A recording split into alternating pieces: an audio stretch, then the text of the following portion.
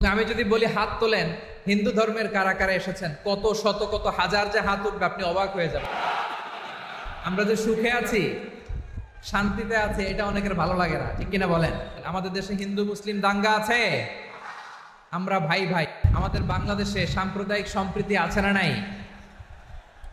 আবহমান কাল থেকে আমরা মুসলিম, হিন্দু, বৌদ্ধ, খ্রিস্টান, পাহাড়ি, নৃগোষ্ঠী মিলেমিশে একাকার, আমরা সবাই মিলে বাংলাদেশ। আওয়াজ করে বলেন ঠিক কিনা?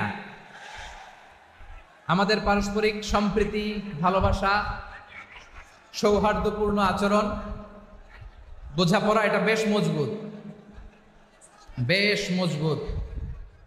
তবে মাঝে মাঝে আমাদের এই সম্প্রীতির ভেতরে অনেকে ফাটল ধরাতে চায়।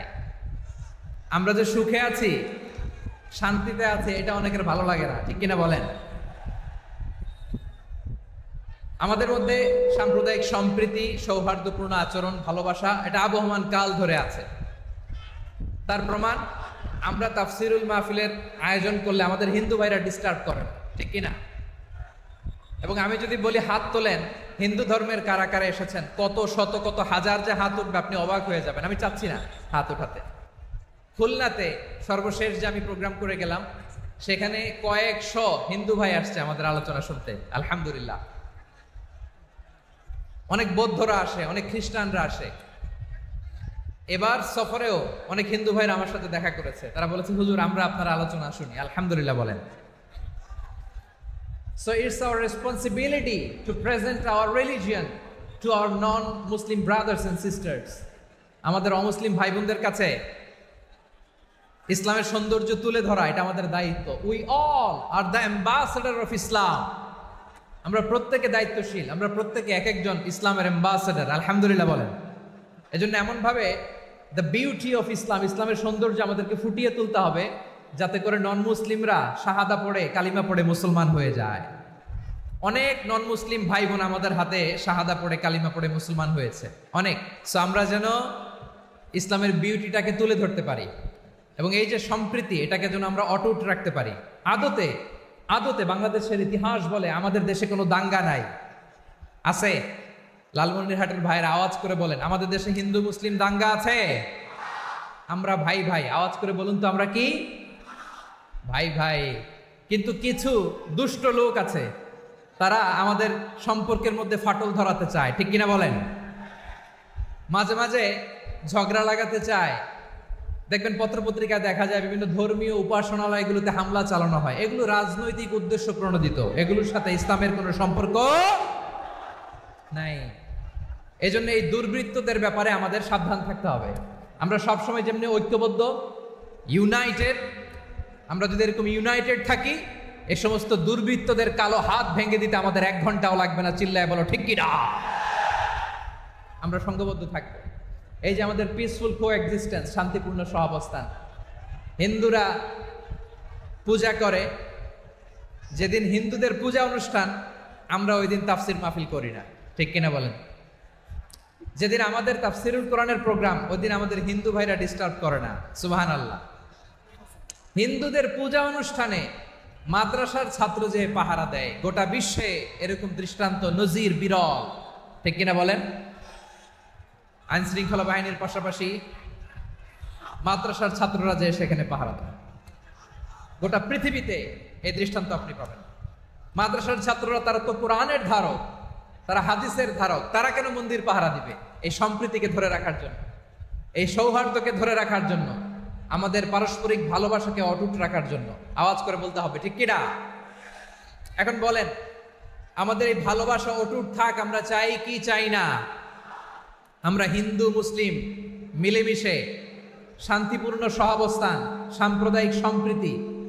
লালমনিরহাটের ভাইয়ের আওয়াজ করে বলুন, এই সাম্প্রদায়িক সম্প্রীতি আমরা চাই কি চাই না? আল্লাহ এই দেশকে তুমি বরকতময় করো, বাংলাদেশকে তুমি শান্তিময় করো। আওয়াজ করে সবাই বলেন আমিন।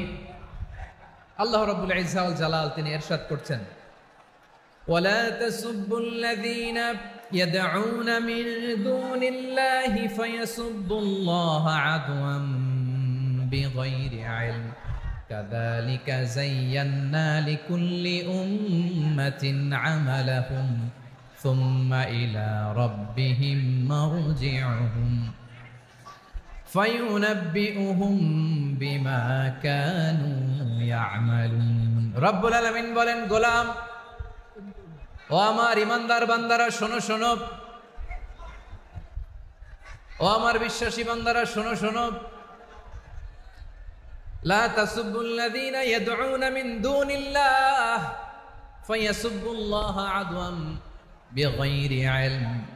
ও আমার বিশ্বাসী বান্দারা, যারা আল্লাহকে ব্যতি রেখে, আল্লাহকে বাদ দিয়ে অন্য উপাস্যকে ডাকে, দেব দেবীর পূজা করে, দেবতাদের পূজা করে, তোমরা খবরদার তাদের গালি দিও না।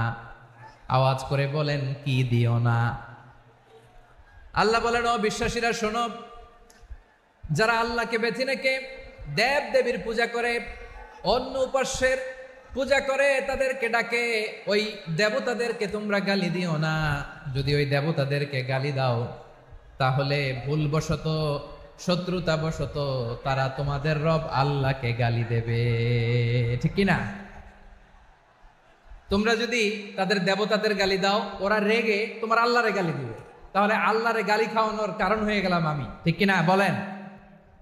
রব্বুল আলামিন বলেন, খবরদার বিশ্বাসীরা, আল্লাহ ছাড়া যারা অন্যান্য উপাস্যদেরকে ডাকে, দেবতাদেরকে ডাকে, তাদেরকে তোমরা গালি দিও না। ওই সমস্ত দেবতাদেরকে যদি তোমরা গালি দাও, তাহলে তারা আল্লাহকে গালি দিবে, ঠিক কিনা বলে? আমরা দেবতাদের গালি দিলে ওরা আল্লাহকে গালি দিবে। রব্বুল আলামিন বলেন, খবরদার দেবতাদেরকে গালি দিও না, তাহলে ওরা তোমার রব আল্লাহরে গালি দেবে। প্রতিটি জাতির জন্য তাদের কাজকে আমি আল্লাহ সুশোভিত করে রেখেছি, তারা সবাই একদিন আমার কাছেই ফিরে আসবে। এরপর আমি রব্বুল আলামিন তাদের আমলনামা তাদেরকে জানিয়ে দেব। সুবহানাল্লাহ পড়ে। প্রিয় ভাইয়েরা, আল্লাহ তাআলা বলেছেন, খবরদার গালি দিও না। আদেশটা কার? আওয়াজ করে বলেন তো।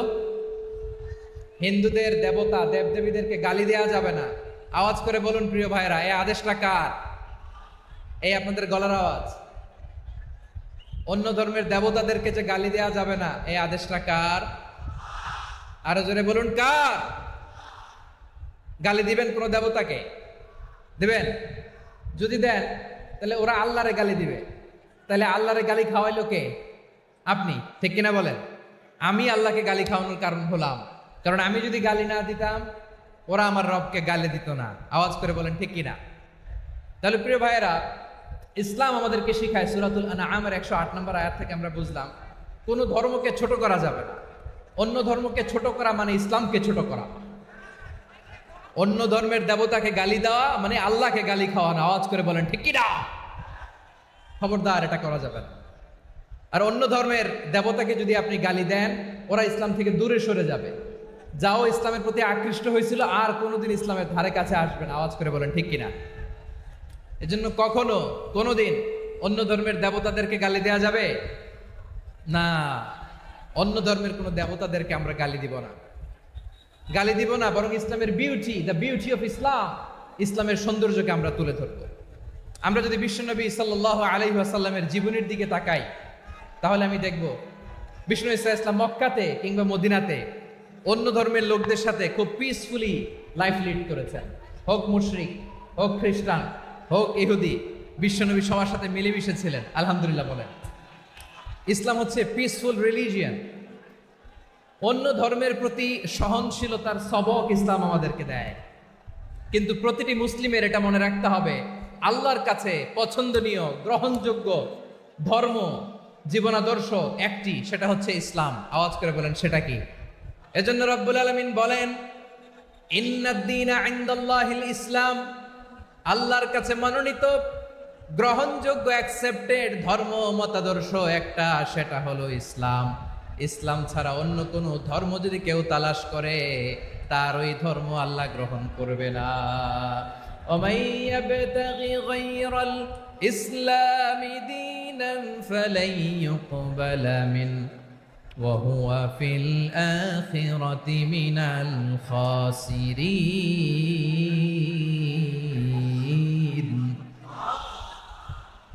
Whoever seek anything except Islam that won't be accepted from him, and he will be loser in the day of judgment. কিয়ামতের দিন ইসলাম ছাড়া কেউ যদি অন্য কোনো ধর্ম তালাশ করেছে দুনিয়াতে, তার এই মতাদর্শ গ্রহণ করা হবে না, and he will be loser. সে হবে লুজার, ক্ষতিগ্রস্ত, হাই হাই কোম্পানির ম্যানেজার। ওর আমও শেষ, সালাও শেষ। আওয়াজ করে বলেন ঠিক কি না? এজন্য ইসলাম পেয়ে আমরা খুশি না বেজার? প্রত্যেক নামাজ শেষে আমরা আল্লাহরে বলি, আল্লাহ রাদিতু বিল্লাহি রাব্বা ওয়া বিল ইসলামি দীনা ওয়া বি মুহাম্মাদিন নাবিয়ান ওয়া রাসূলা। ও আল্লাহ, তোমারে রব হিসেবে পেয়ে আমরা খুশি। ও আল্লাহ, ইসলামকে ধর্ম হিসেবে পেয়ে আমরা খুশি। বিশ্বনবীকে আমাদের রাসূল পেয়ে আমরা খুশি। ঠিক কিনা বলেন? ইসলাম ছাড়া অন্য কোনো ধর্ম আমরা গ্রহণ করব না। ঠিক কিনা বলেন? আল্লাহর কাছে অ্যাকসেপ্টেড রিলিজিয়ান একটা, সেটা ইসলাম। তো বিশ্বনবী সাল্লাল্লাহু আলাইহি ওয়াসাল্লাম মক্কাতে কিংবা মদিনাতে খুব পিসফুলি এক্সিস্ট করেছেন, যে কোনো ধর্মের সাথে মিলেমিশে চলেছেন। তার প্রমাণ আমরা যদি রাসূল সাল্লাল্লাহু আলাইহি ওয়াসাল্লামের বায়োগ্রাফির দিকে তাকাই, তাহলে দেখব তিনি মুশরিকদের সাথে পিস ট্রিটি করেছেন, শান্তি চুক্তি, পিস ট্রিটি, পিস এগ্রিমেন্ট। আপনারা হুদাইবিয়ার সন্ধির নাম শুনেছেন? আমার লালমনিরহাটের কলিজার টুকরা ভাইয়েরা, হুদাইবিয়ার সন্ধির নাম আপনারা শোনেন নাই? 6ষ্ঠ হিজরিতে বিষ্ণু ঈসা ইসলাম মুশরিকদের সাথে এই ট্রিটি করেছেন, চুক্তি। কাদের সাথে? মুশরিকদের সাথে। আমরা তো মুসলমান বসতে পারি না, আমরা দুই মুসলিম ভাই একসাথে বসে চা খেতে পারি না, গল্প করতে পারি না। বিষ্ণু ঈসা ইসলাম মুশরিকদের সাথে ট্রিটি করেছেন, হুদাইবিয়ার সন্ধি। এই সন্ধির আগে মক্কা থেকে কেউ মদিনায় যেতে পারে না, মদিনা থেকে কেউ মক্কায় যেতে পারে না। কিন্তু এই সন্ধির পরে ট্রাফিক স্বাভাবিক হয়ে গেল। মক্কার লোকেরা মদিনায় আসতে পারে, মদিনার লোকেরা মক্কায় আসতে পারে। এটাকে বলে সুলহে হুদাইবিয়া, দ্য পিস এগ্রিমেন্ট অফ হুদাইবিয়া, শান্তি চুক্তি। আমরা পৃথিবীতে এখন অনেক শান্তি চুক্তির নাম শুনি, এগুলো সব the piece treaty of Hudaibiya থেকে কপি করা। আল্লাহু আকবার। তাহলে বিশ্বনবী সাল্লাল্লাহু আলাইহি সাল্লাম তিনি যে শান্তিপূর্ণ সহাবস্থানে বিশ্বাসী ছিলেন, শুধু তাই নয়, মক্কার পার্ট গেল, পিস এগ্রিমেন্ট করলেন, শান্তি চুক্তি। বিষ্ণু ঈসা ইসলাম মদিনায় যে কি করলেন? মদিনায় যে বিষ্ণু ঈসা ইসলাম মদিনা চার্টার করলেন, মদিনা সনদ, সাহিফাতুল মদিনা, এটার বলে মদিনা চার্টার। যে ওয়েস্টে, ইউরোপে, আমেরিকাতে তারা অনেক চার্টার করে, সব চার্টার মদিনা চার্টার থেকে কপি করা। আওয়াজ করে পড়েন সুবহানাল্লাহ। বিষ্ণু ঈসা ইসলাম মদিনায় গেলেন, মদিনাতে মুসলিম, মুশরিক, ইয়াহুদি, এই 3 ধর্মের লোক মিলে সব স্টেক হোল্ডার যারা আছে সবাইকে নিয়ে বিষ্ণু ঈসা ইসলাম মদিনা চার্টার করলেন, মদিনা সনদ। পড়েন সুবহানাল্লাহ। শুধু তাই নয়, মক্কাতে বিশ্বনবী পিস এগ্রিমেন্ট করলেন, শান্তি চুক্তি মুশরিকদের সাথে। মদিনাতে যে বিশ্বনবী মদিনা চার্টার করলেন, মদিনা সনদ করলেন ইহুদিদের সাথে। আবার মদিনাতে বিশ্বনবী ইহুদিদের সাথে পিস ডায়ালগ করলেন, ইন্টারফেথ ডায়ালগ করলেন, আন্তধর্মীয় সংলাপ করলেন। যে সংলাপের মূল ভিত্তি ছিল তাওহীদ। মূল ভিত্তি ছিল কি? তাওহীদ। বিশ্বনবী ইহুদিদেরকে ডাকলেন, আহ্বান করলেন, قل يا أهل الكتاب تعالوا إلى كلمة سواء بيننا وبينكم ألا نعبد إلا الله ولا نشرك به شيئا ولا يتخذ بعضنا بعضا أربابا من دون الله فإن تولوا فقولوا اشهدوا بأننا مسلمون। সুবহানাল্লাহ পড়েন। বিশ্বনবী মদিনার ইহুদিদের ডেকে বললেন, ও ইহুদিরা, শোনো শোনো, আসো এমন একটা আদর্শের প্রশ্নে আমরা একত্রিত হই, যে আদর্শের প্রচার তোমাদের নবীরাও করেছে, আমিও করি, যে আদর্শের কথা তোমাদের পবিত্র ধর্মগ্রন্থগুলোতে আছে, আমার কোরআনেও আছে। সেটা হলো তাওহীদ। আমরা এক আল্লাহ ছাড়া কারো ইবাদত করব না, আল্লাহর সাথে কাউরে শরীক করব না, আল্লাহ ছাড়া কাউরে রব মানব না। পড়েন সুবহানাল্লাহ। তাহলে আমার প্রিয় লালমনিরহাটের ভাইরা, মদিনাতে যে তিনি মদিনা চার্টার করলেন, মদিনা সনদ, পিস ডায়ালগ করলেন, শান্তির সংলাপ, ইন্টারফেথ ডায়ালগ করলেন, আন্তধর্মীয় সংলাপ যার ভিত্তি ছিল তাওহীদ। সুবহানাল্লাহ পড়ো।